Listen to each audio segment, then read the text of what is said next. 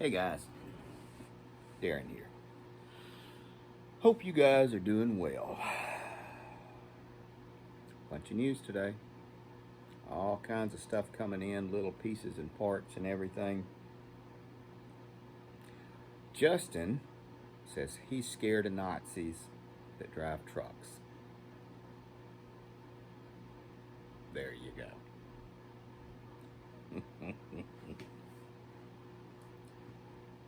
Canada, on behalf of manhood, I apologize to you. Because Trudy, well, anyway. Hope you guys are doing well. I have been monitoring and watching and listening to that and talking to some people who are involved, and that's very, very interesting. It's a grassroots um, trek. It's not like, hey, we're going to show up at the Capitol and do this. We're going to start here. We're going to drive all the way across, and we're going to build momentum and awareness and everything. And this is something I borrowed from TSP, the Survivalist podcast. Jack Spirko, he akined it to Gandhi's March to the Sea, which very appropriate. Which Gandhi walked to the sea and to protest the salt tax imposed by Britannia at the time. All that, you know, is history, and we could talk on that. If you want to listen to some videos on that, we will expound on that. Just leave a note, guys, in the comments below. But here is my question, my query, the whole thing. Where were you when the truck stopped?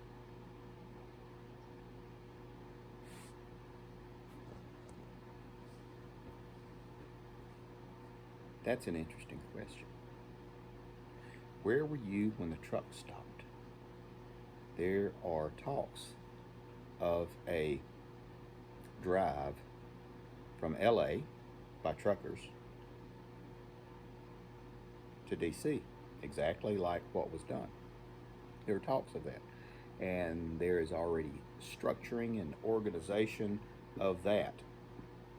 And I'm all for it, absolutely. I will help in any way I can. I am not a truck driver, but I do a lot of work in Mississippi, Alabama, Tennessee, Georgia. So, and I know a bunch of people in those states. Where were you when the truck stopped running? If you go to the grocery store, 70% of everything you see in there, walk around, close your eyes, spin in a circle, and touch something. 70% of it came in on a truck. Especially if we're talking about food, frozen food, medicines, stuff like that. Dog food, cat food, you know, pet food, pharmacy, pets, food, dry goods. Oh, a lot of it, yeah.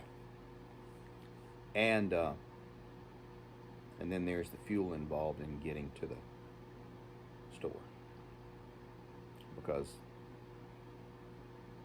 the majority of that came in on truck as well. We can talk about the pipelines and everything that Potato Joe has strictured and castrated and closed almost to non-existence.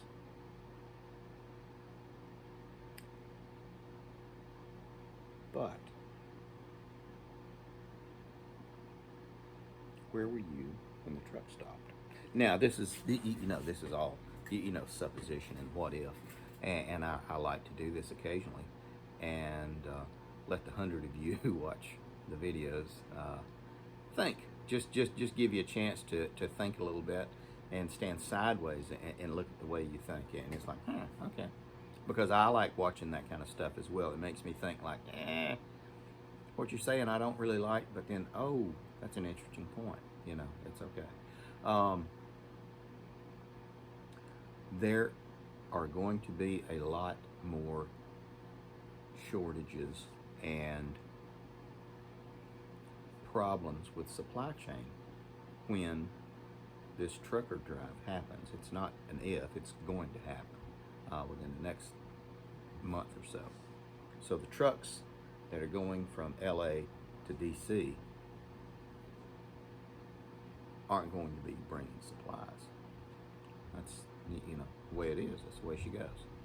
And the brothers and sisters of these truck drivers, vaxxed or unvaxxed, whatever it is, they're going to align themselves with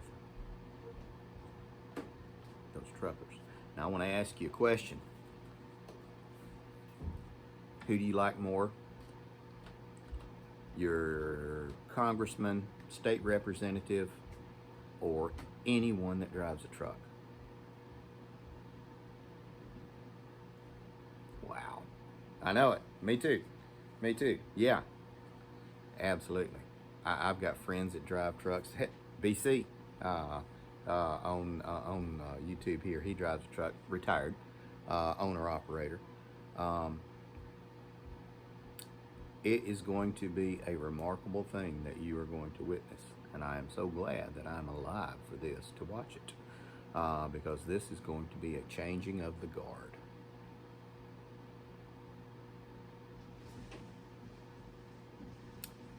Will there be shortages? Absolutely. January is going to be a big one. From January on, guys, if you watch and listen to me and you don't think I'm insane, please lay aside a little bit. If you know, for birthdays, friends' birthdays, kids' birthdays, go ahead and buy their cards and candy and balloons and all that stuff, and whatever it is you need. But most importantly, make sure that you have supplies put in place for food, for heating. So we're talking about heating oil, a lot of stuff. If the pipelines aren't running, the trucks ain't running, it's gonna be a long, cold winter. What did Creepy Joe say? Dark winter. There you go. It is paramount now that you set aside and prepare for the next few months, because it is going to be an eye-opening experience. And they're going to say all kinds of stuff about people that are doing it and everything. No, it's just moms and dads, husbands and wives and grandparents and retired people who are just sick and tired of the tyranny. Occasionally, the tree of liberty has to be watered with the blood of patriots and of tyrants. And she is thirsty. Take care of you people.